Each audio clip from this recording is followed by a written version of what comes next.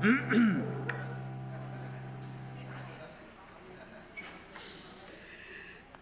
not play my last note.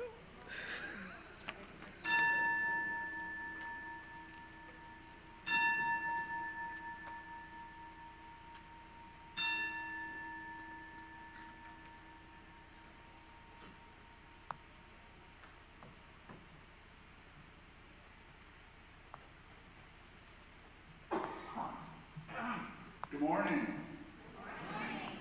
Welcome to First Unitarian Church of Orlando. I am Neil Boris, and I am a member of this congregation and also of our worship team here at 1U. With me at today's service are our Director of Lifespan Religious Enrichment, Judith Stein-Farrall, our Director of Music, Aubrey Connelly-Candelario, and accompanist, Daniela Monzon Villegas. Board of Trustee member Paul Knight is here as well. Reverend Margalie, as many of you know, continues to recover at home following her surgery. But this service is brought to you by teams of wonderful people in the background who are working diligently to ensure we come together this morning. So I thank all of them and you for being here. Children will go to their summer fun activities. Today that includes wading pools and sprinklers. Yeah, good stuff. And we'll sing them out after the time for all ages. The nursery is open until noon, and youth are invited to remain in the sanctuary for the worship service today if they wish. We greet you this morning, old friends and new ones, as we explore our Unitarian Universalist faith, which draws us into a community of justice seekers with a commitment to lifelong spiritual growth and compassionate service to the community. As a Unitarian Universalist congregation, we are a non-creedal community that does not subscribe to a specific set of beliefs. We live by a covenant that encourages ethical behavior, affirms democracy, celebrates the worth of each individual, and unites us in a search for truth in meaning. Whether today is your first day or your 1,000th Sunday in our midst, you are welcome here. Whoever you are, whoever you love, you are welcome here in this community. Your whole self is welcome. We welcome your race, national origin, immigration status, gender identity, sexual orientation, age, physical or mental abilities, economic status, or religious background. We welcome you. Now, you can find much information about our congregation, including the announcements. Just go to orlandouu.org or shoot us an email at info@orlandouu.org. We have a few special announcements today. First up, all First Unitarian Church on-site parking will be inaccessible this week, Tuesday and Wednesday, as we have a repaving or update of the paving situation on our hands. The parking by Gore Hall is being completely resurfaced and restriped. Please use on-street parking on Hampton, Alta Loma, or other nearby streets, and please don't walk on the parking surface by Gore Hall during this 48-hour period. We'll be ready to go on Thursday, the 24th. The entrance from Hampton will again be open that day, but please drive on through to the grass parking area by the Enrichment Center. The circular drive there will not be resurfaced. Thank you for your patience with this project. From our religious education team, during coffee hour, the Religious Education Committee will have information about upcoming program year, and that's exciting. Before we start registering for classes, we are looking for folks who might be interested in teaching. Please drop by the table across at Gore Hall and see what's there. A little bit later, and that is into August, please save the date for Sunday the 18th. We're going to have a potluck, and this is a worship potluck. Really exciting. Your chance to help shape our worship themes for the 6 months starting in September. Provide input on the worship process and sign up to be a worship attendant, a brand new role that we hope will bring some fresh faces right here to this microphone. So please join us on the 18th. Reverend Margley would like to share with the congregation the delightful news that the Board of Trustees has voted for 1U to publicly support the bargaining efforts of over 14,000 teachers in Orlando County Public Schools to negotiate for better wages. All right. Teachers are looking for better wages, working conditions, and benefits in the 2024-25 school year. Currently, Florida is 50th in the nation with regards to teachers' wages. Their requests are in line with our UU values and offer us the opportunity to lean into our call to social justice work. May we continue to show up for our community, especially our teachers. Now, one more special announcement. This is exciting, people. There are mangoes. From our on-property mango tree, we have over 400 of them in Gore Hall, packed in bags of 5 each. All you need to do is go in and grab a bag after service. We want to thank especially Gabby Cabrera and her high-climbing brother, Chav, who got to the top of the tree to harvest mangoes for you all. All right.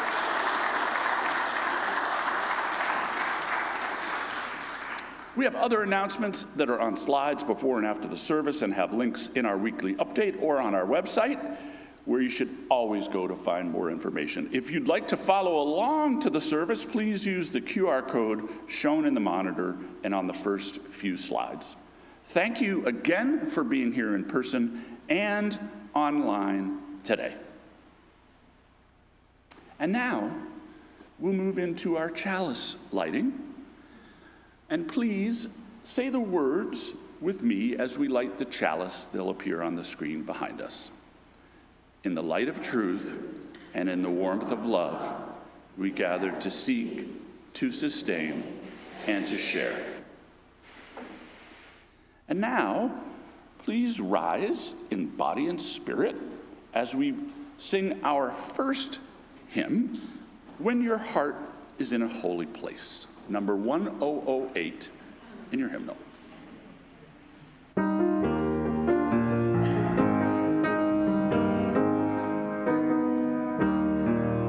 When our heart is in a holy place, when our heart is in a holy place, we are blessed with love and amazing grace. When our heart is in a holy place, when we trust the wisdom in each of us, every color, every creed and kind, and we see our places in each other's eyes, then our heart is in a holy place.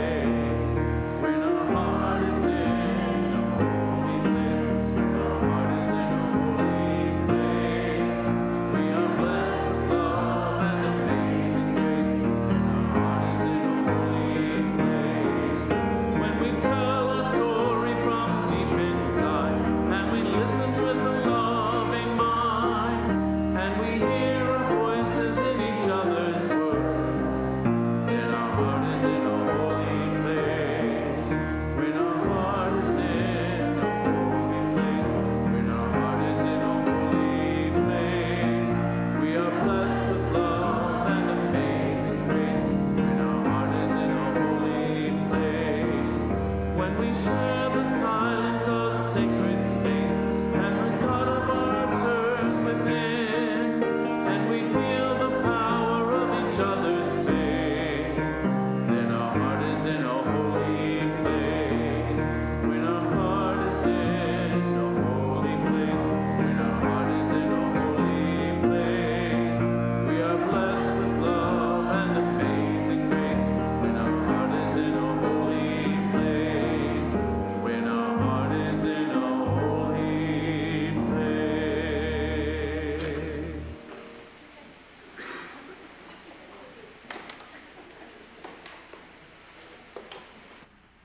I love that hymn. I love if we can just get into it someday. Over my desk at home, I have a quote by a very complicated philosopher referred to as Osho. Don't seek, don't search, don't ask, don't knock, don't demand, relax. If you relax, it comes. If you relax, it is there. In today's service, I invite you all to practice the concept of generosity to yourselves and allow the possibility of transformation by being present in this experience. Use some tactile items if you need to. If you've brought knitting or crocheting, do that. If you've got a coloring page, do that. If you need a fidget item, I've given a bunch of chenille sticks or pipe cleaners to the welcome team. You can ask them for that to keep your fingers and hands busy, if that's how you process. And then simply be here with the intention of being here. And relax. If you relax, it is there. But before we do that, and to start off this intention of being present, let's take a moment and greet one another. Stand up, say hello, grab your pipe cleaner.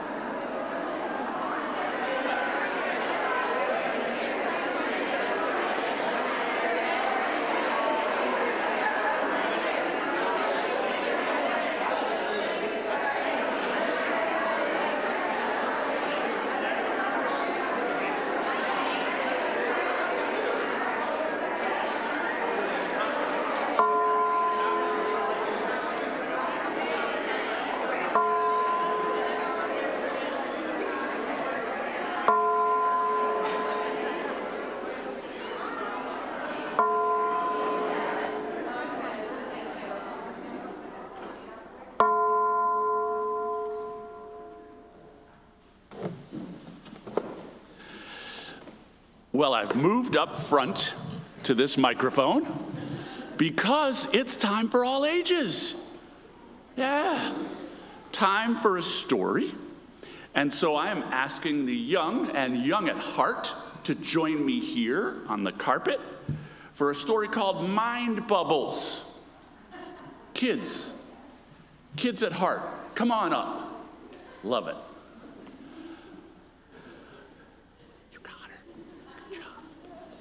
Nice, nice.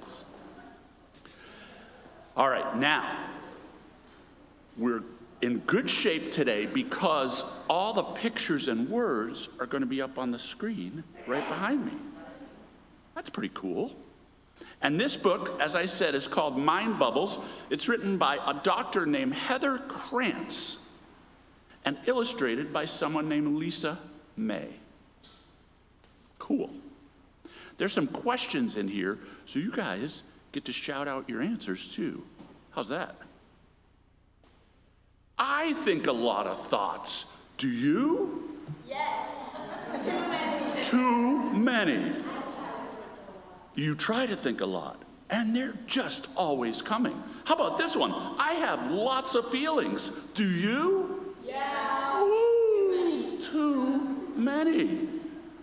Those are mind bubbles. Everybody has them. They show what we think and feel. You see, sleepy, itchy, hungry, smiley face. Some are great. Some can be really difficult. What do you guys see up there for difficult? Some kid is missing a friend. Yeah, right. School is hard. You ever had that one before? Yeah, for sure. Sometimes your mind can be so full of them, it seems like more can't possibly fit, and this can be confusing. So what can we do about this? Interesting question, huh? Just fill it up more with infinite space. Or do your ideas. Do your ideas, or fill it up more. There's so much space in your mind, you could just have more bubbles. I like it. Well, mind bubbles are a lot like soap bubbles. Have you ever blown soap bubbles? Yeah. Lots of bubbles are floating around. What happens to bubbles? They pop. They float around until they pop. Every bubble pops. And then new ones form. We can think of mind bubbles as being just like soap bubbles. Every mind bubble pops and new ones form. But there's so many. And they just keep forming. It can seem like too many, right? Yeah. Constantly, I hear you. What you really need to know is everyone has mind bubbles. Lots of them. It's normal. Mind bubbles may float around for a while, but the interesting thing is that they always pop. Thoughts and feelings change, and new ones come along. See? New ones come along. I love it. That's how our mind works. Bubbles come and bubbles go. There's a simple way to work with all the bubbles in your mind. It's a gift you already own. Your breath. Most of the time we ignore our breath, but your breath is your friend. So how can your breath help? Go ahead, Elliot. What do you think? Because the taking deep breaths in and out is actually known to help calm down complicated and stressful chemicals within your brain, actually allowing you to be calm and think more rationally. Well, now you should be sitting in this chair because you are so right. Breathing helps you calm down the chemicals or bubbles or whatever in your brain and allow you to think. All of those mind bubbles will come and go no matter what. Sometimes it seems like you're watching a bubble movie in your head. Instead of watching mind bubbles, just try noticing your breath. Let's try it now, guys. Let's close our eyes and just breathe in and out. Try it with me.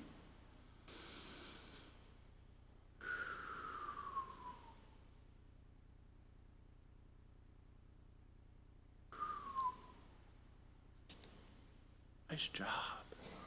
Your breath is always with you. It is friendly.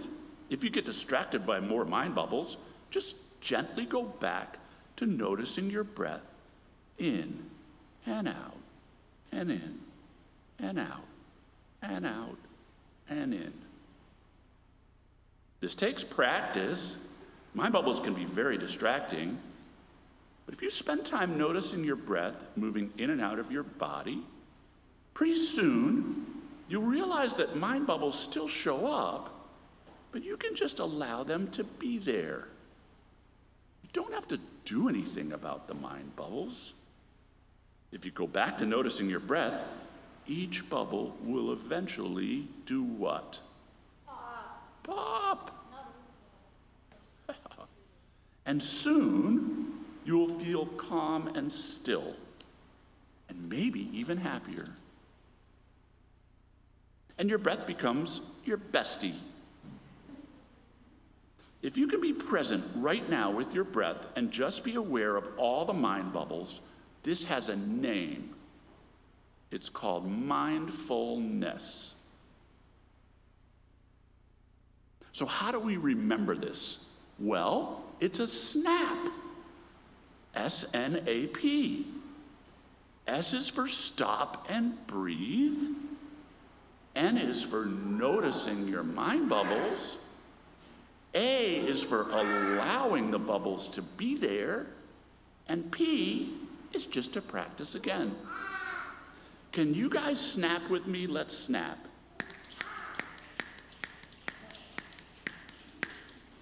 It's a snap. Thank you all for being here for the Mind Bubble story. Now, we're going to sing you out so you can do activities, and that might include some water. All right, let's sing the kids out as we do and form our archway. We're going to do This Little Light of Mine.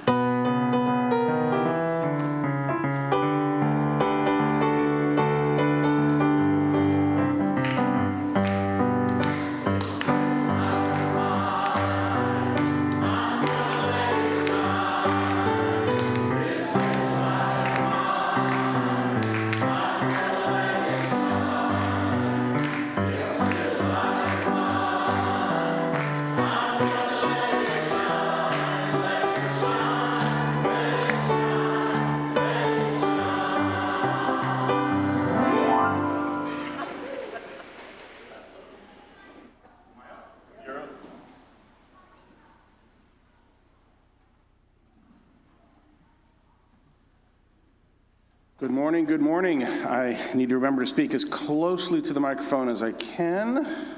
I'm Paul Knight. I serve as the past president on the Board of Trustees, and we are here to invite you into the practice of generosity, which is one of our spiritual values, which helps sustain the life and ministries of our congregation and our church community. Let us be grateful, or mindful, as the case may be, for the opportunity to give, for it is a privilege to be able to do so. And let us be grateful for our needs, for they give us the opportunity to practice receiving. There are many ways to give. Our Share the Plate partner in July is Legends Academy. You can donate via the QR code if you would like. Legends Academy provides a rich learning environment for children using the philosophy of teaching for understanding, which puts students at the epicenter for the instructional and assessment plan. Their philosophy centers on the development of a culturally responsible and safe learning environment with the educational best practices of a K-8 school. Please give generously to support Legends Academy and 1U. Our offering will now be collected, and as I mentioned earlier, please note that you can also give online using the link. Aubrey, Daniela, take it away.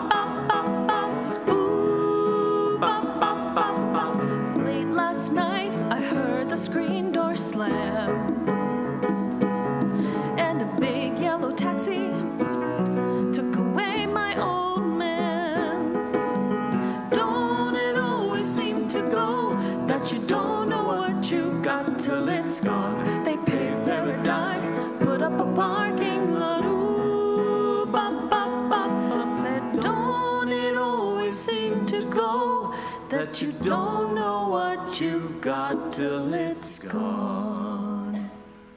They paved paradise, put up a parking lot. Paved paradise, put up a parking lot. They paved paradise, put up a parking lot.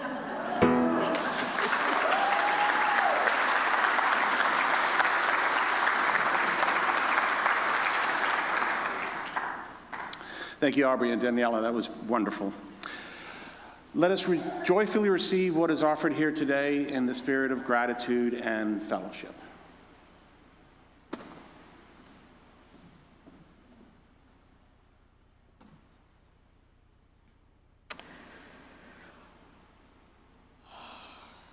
This is the time we set aside for deep sharing of our hearts and for prayer and meditation If you have a sorrow that you need witnessed or helped with, or have a joy that you wish to share, please contribute to our collective sharing of joys and sorrows to be read each Sunday during worship. You can send email to joysandsorrows@orlandouu.org during the week.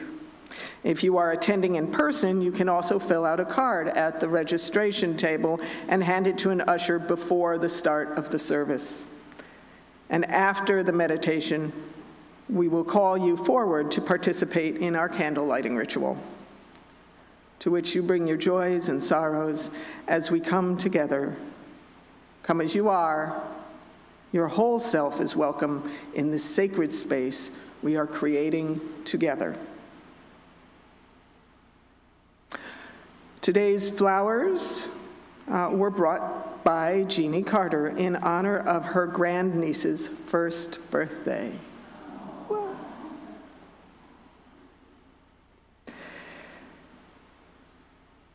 From our larger community, we continue to hold our Orlando families in love.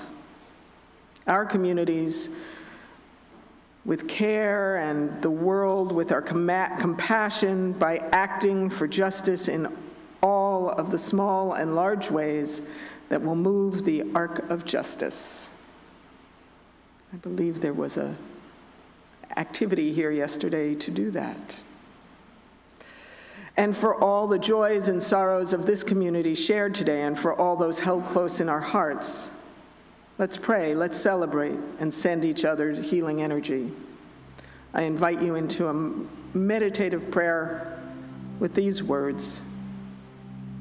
Let us be together, to share our celebrations and our sorrows, to remember friends and family, to renew our energy.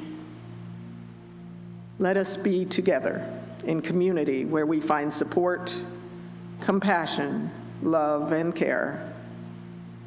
Let us be together. You are invited to come forward this morning and light a candle of remembrance, loving kindness, or hope.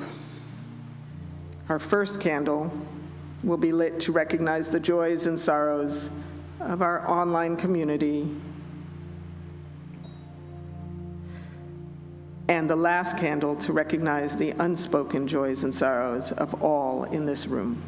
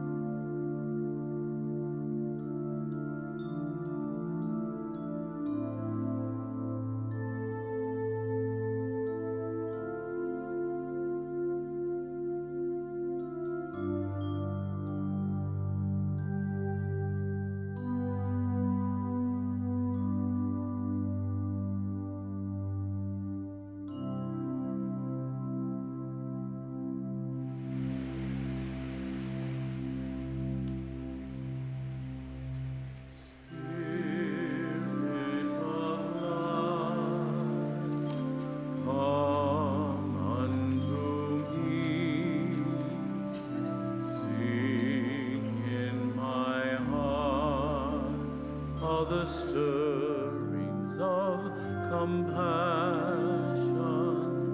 blow in the wind, rise in the sea, move in the hand, giving life the shape of justice. Roots hold me close, wings set me free. Spirit of life, come to me, come to me.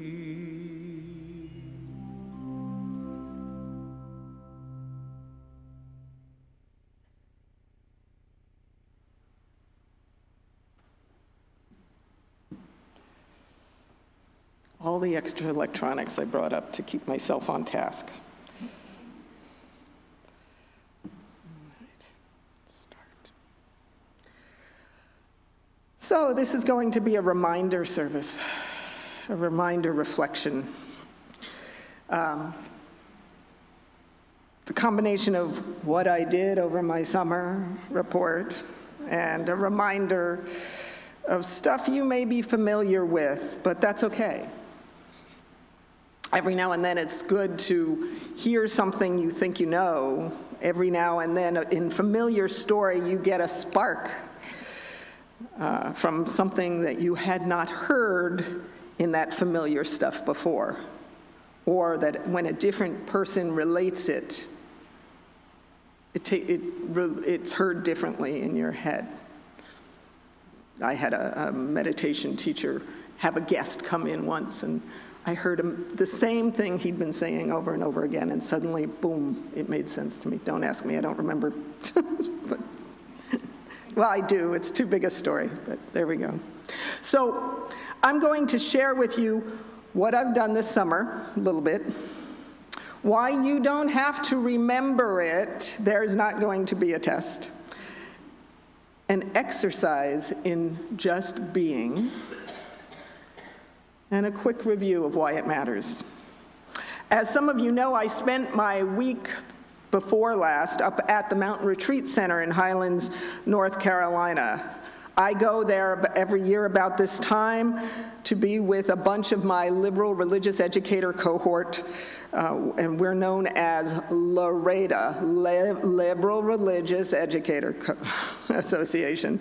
And we spend 6 days and 5 nights focused on educational modules that now are called Sparks. So there's that Spark message.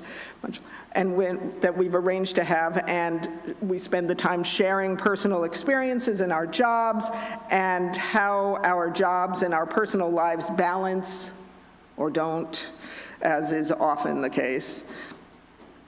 We trade tricks and tools that we use in our work, and we have worship services together, and we light chalices and build covenants. Sound familiar? We eat mediocre camp food. We disconnect, at least mostly. We know our meals are being taken care of and that there is a schedule for us to follow, so we don't have to make a plan every day. For that period of time, we are taken care of. Mostly, we just have to show up, be present, and absorb what we can from being together. And we enjoy this magnificent view.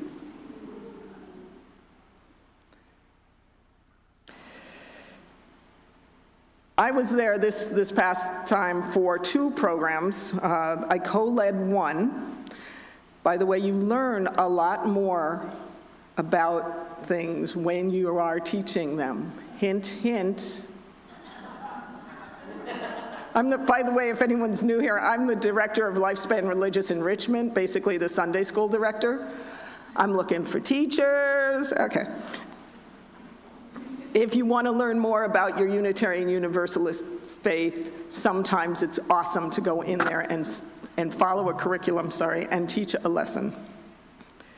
The first discussion group, the first group we had was on systems theory, and that's the one I co-led. And if I was going to break it down for you, it's about differentiating ourselves individually and understanding where stepping back from, it's about communication and interacting with one another and being able to step back from it and see the bigger picture. It's about understanding that there are places that we are more comfortable sometimes and we revert back to instead when things are hard. It's about identifying some of the key things that are triggering things when you want to see change and it's harder. It's about knowing that all of us bring something to change and to new stuff, and we bring history that informs how we handle it. And it's about learning how to work directly with people instead of going around them. Right? It's just a brief understanding.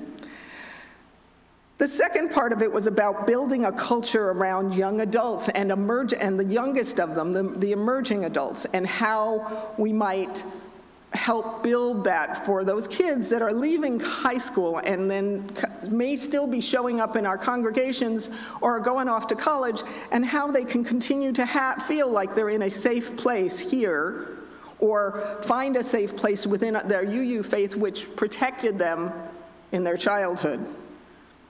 And this is something we're all trying to figure out how to do. We bring all this learning back with us, not to give this lecture, which I just did, but to find out how it's going to inform our jobs and the work we do around with y'all. We do this learning in a retreat environment because sometimes to get to the heart of our work, we got to get away from it. Now, I don't always recognize that when I'm driving up to the mountain. In fact, in this case, I was driving in a blind rainstorm like we have here in Orlando, and I'm going these ways, right? I pulled off for a while. But sometimes you're just in the middle of it. And while the scenery, once you get up there, is exceptional, it's not the best part of the retreat. For me, the best part is the stepping away from all the noise of daily life. And then what happens when I return from this dream and rarefied space, and poof, the realizations and recognitions hit me, and the learning I did starts to congeal and form itself into something useful. Stephen King wrote a book many years ago called On Writing, and it's a combination of memoir and a how-to book, right? On writing, and he talks about the intentionality of walking away from his work. He would place a figurine on top of the manuscript he was writing. Remember when we wrote on paper? A figurine on the top of the manuscript when he stopped for the day. And this figurine did two things. What do you think it did? Okay, maybe it did three things. It weighted down the papers. Maybe this figurine guarded the paper, was a ritual guard for the work he'd done.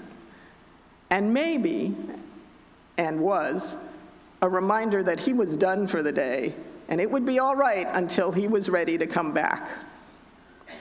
He also says that after he would write a first draft of a book, he recommended, and he did, leave it alone for up to 6 weeks. He'd walk away from it, not touch it, not look at it, not edit it for 6 weeks.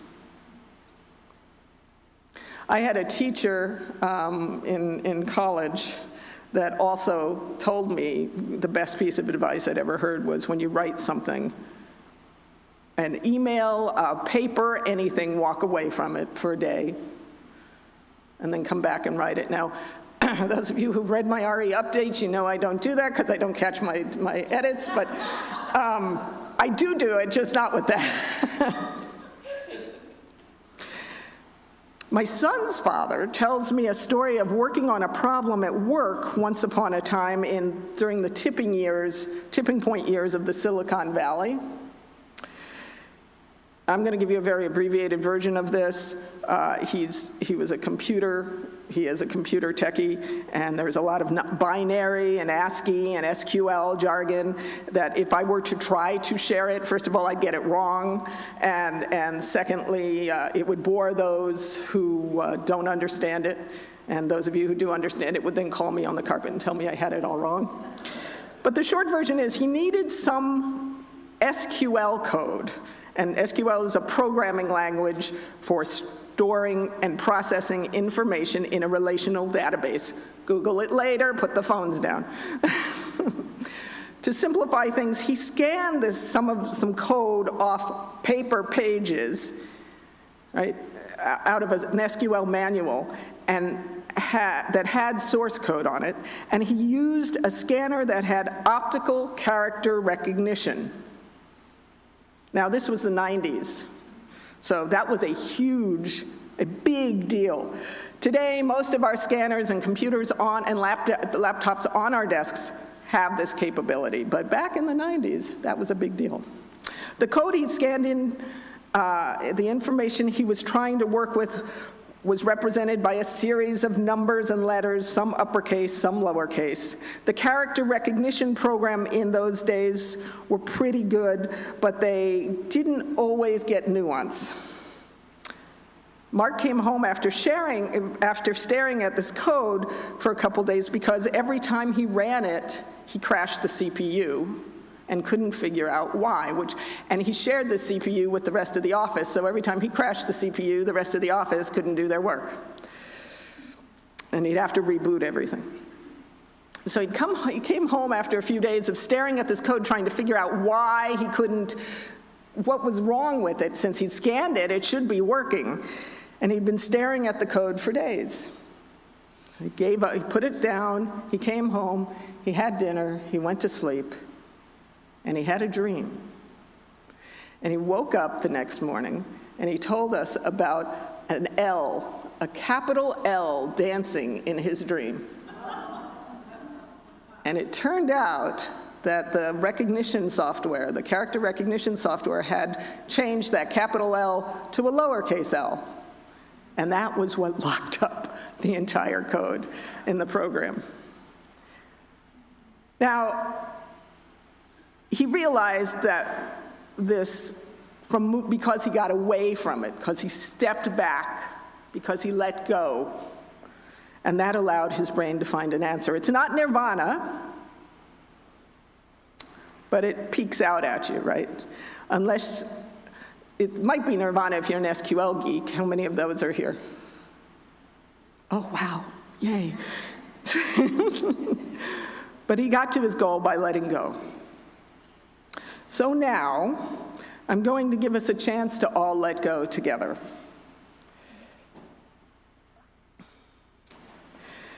And we're going to take a journey together, and I'm borrowing a meditation from a meditation guru friend of mine, Dean Slider. And as I was making this plan, I was like, have I used this here before? So if I have, again, sometimes it's good to do it again. Put your cell phones down and just follow along. Keep your eyes open for a while. Imagine you're walking out to a car and you're getting in, and you might want to shakily kind of loosen up your hands. You might want to loosen up your bodies.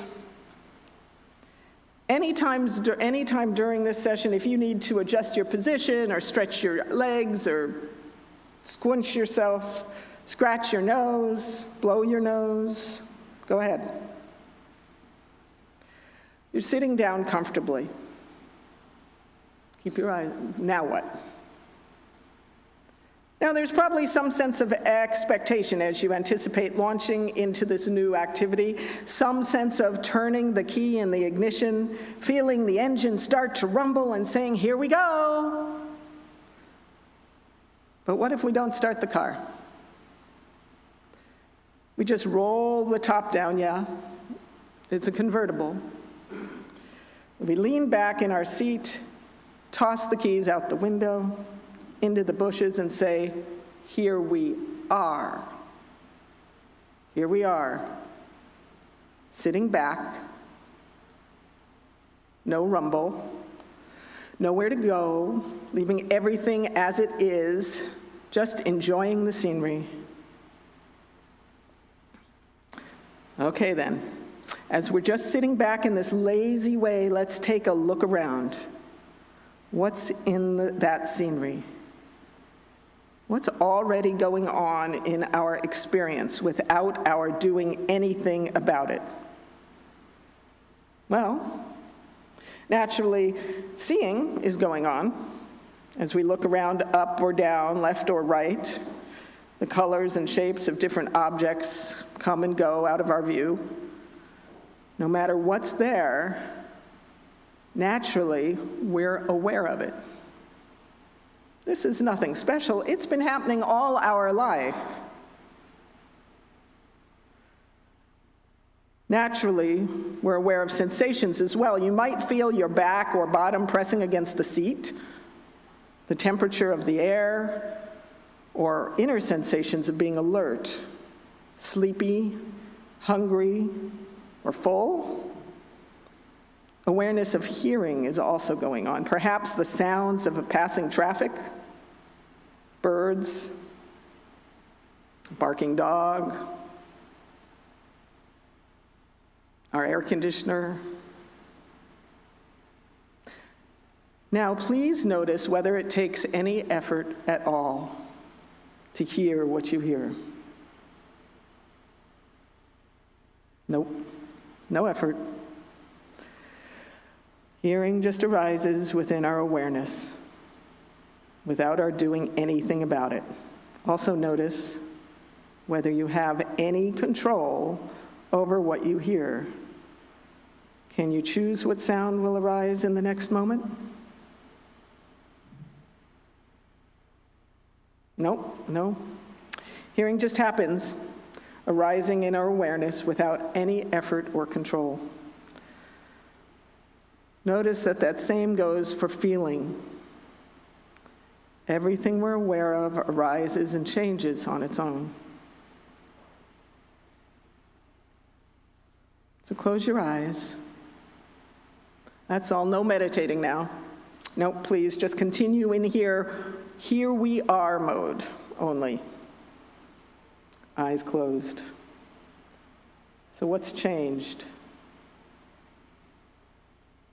Actually, not much. We still hear, we still see, even if vague colors or hazy patterns.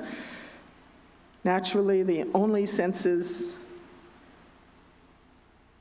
continue are all of them, right? No effort. Sounds, colors, sensations. Notice that all these things we're aware of, they come and go like breezes in the sky. Only the sky doesn't come and go. And the sky is, in this case, is awareness, it's itself. So just rest in that.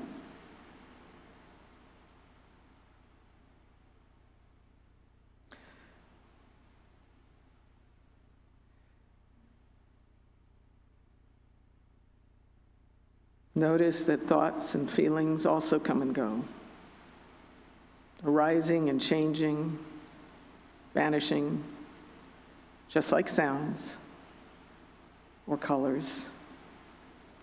And that's perfect. Just more breezes coming and going in open sky. Don't hang on to them and don't try to push them away. Sounds are just sounds. Thoughts are just thoughts. The sky has room for every kind of breeze.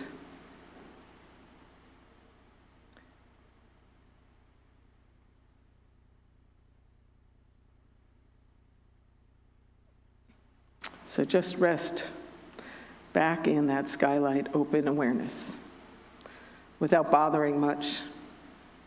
Don't try to focus or concentrate.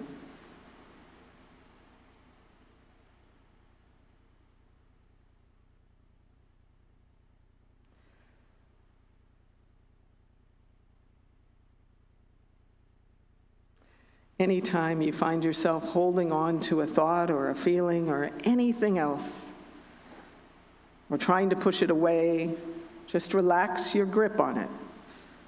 Relax your grip on that steering wheel. Whether it goes away or persists doesn't really matter. Just relax the grip. Sink back into your seat. Sink back into yourself. Sink back into the open awareness.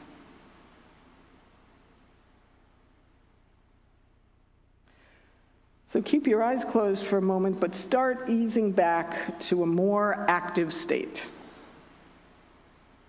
You can change your sitting position, stretch your limbs, perhaps squeeze your hands, or rub your scalp,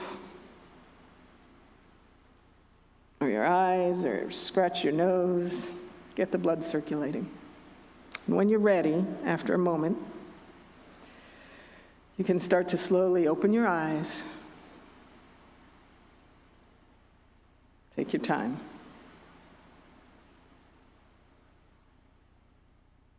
So, what just happened? We had an experience together. You had a moment to yourselves where someone else was in the driver's seat, and you had a chance to consider whatever came up for you. At the mountain, we had a chance to consider more than ourselves. We had a chance to consider what we can do.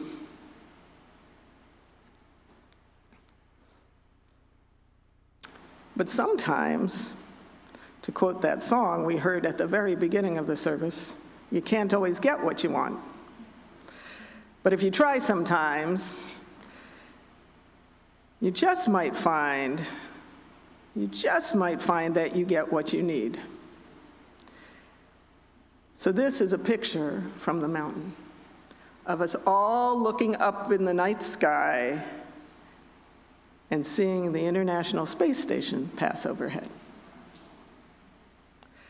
We didn't know we needed that night. But doesn't it make you realize how important things are and how much it matters to be present right now?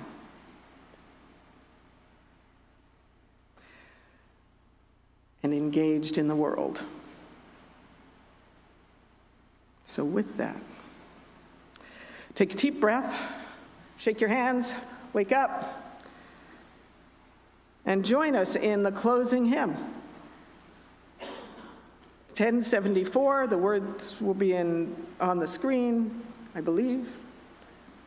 You're encouraged to try and make it work. All right? Turn the world around.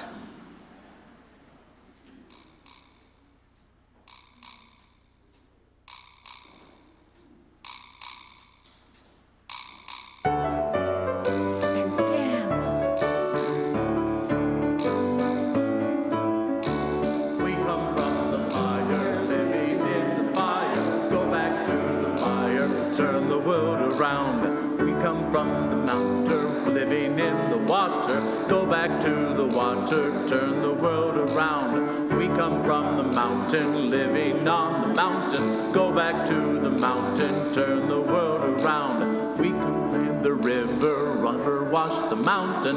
Fire make the sunlight, turn the world around. The river, body is the mountain. Spirit is the sunlight, turn the world around. Of the Spirit, truly of the Spirit, only can the Spirit turn the world around. Oh, so is life. Oh, so is life. Oh, so is life. Oh, so is life. Oh,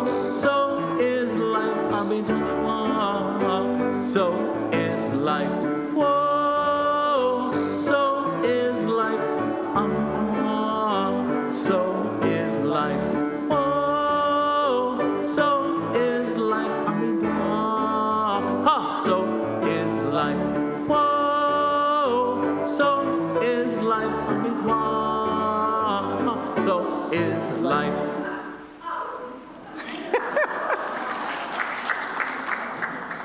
I was so glad they took those on for me. Excerpted from that hymn you just heard. We are the Spirit, truly of the Spirit. Only can the Spirit turn the world around.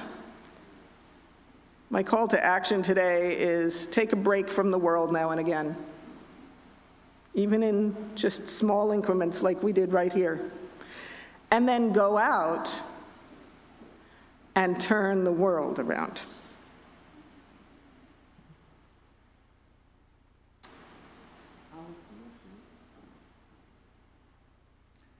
And so now, friends, we'll extinguish the chalice. Please say these words with me as we extinguish this flame.